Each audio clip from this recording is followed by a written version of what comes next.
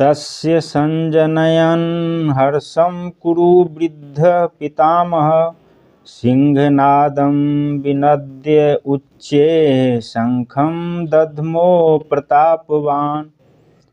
तब कुरुवंश के वयोवृद्ध परम प्रतापी एवं वृद्ध पितामह ने सिंह गर्जना की सी ध्वनि करने वाले अपने शंख को उच्च स्वर से बजाया, जिससे दुर्योधन को हर्ष हुआ।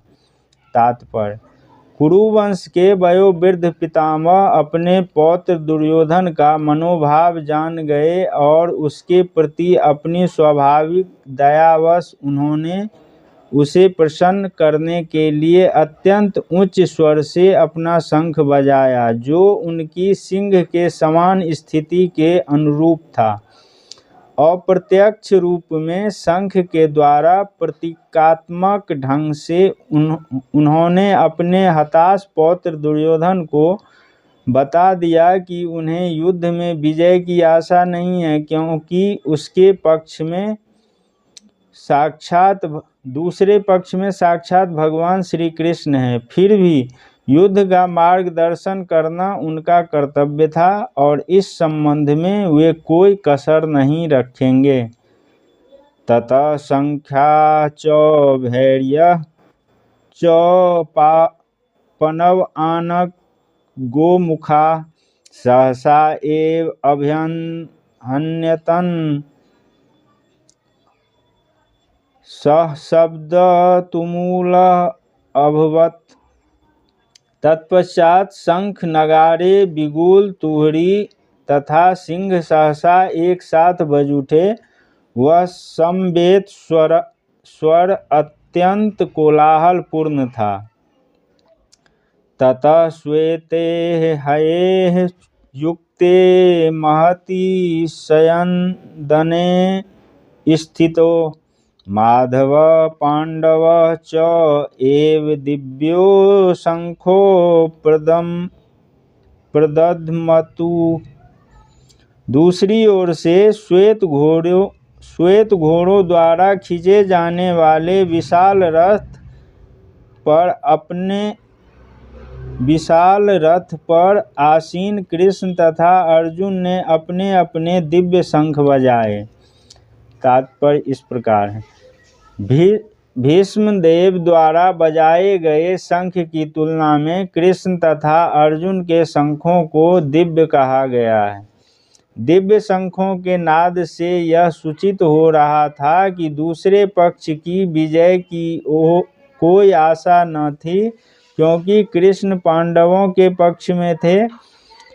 जयस्तु पांडुपुत्राणाम येषां पक्षे जनार्दन। जय सदा पांडु के पुत्र जैसे की होती है, क्योंकि भगवान कृष्ण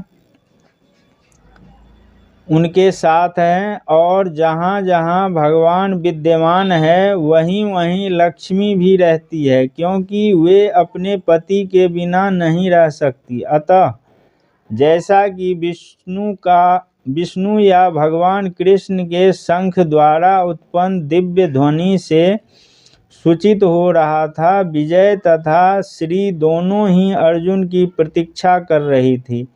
इसके अतिरिक्त जिस रथ में दोनों मित्र आसीन थे वह अर्जुन को अग्नि देवता द्वारा प्रदत्त था, और इससे सूचित हो रहा था कि तीनों लोकों में जहाँ कहीं भी यह जाएगा वहाँ विजय निश्चित है। पांचजन्यम ऋषिकेशं देवदत्तं धनंजय पौंड्रम दद्मो महाशंखं भीमकर्मा वृकोदर।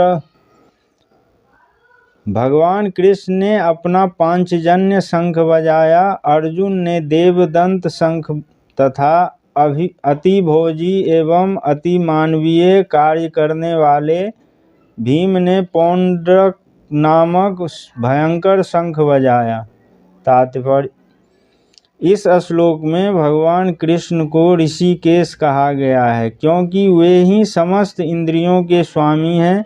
सारे जीव उनके भिन्नांश हैं, अतः जीवों की इंद्रियां भी उनकी इंद्रियों के अंश हैं।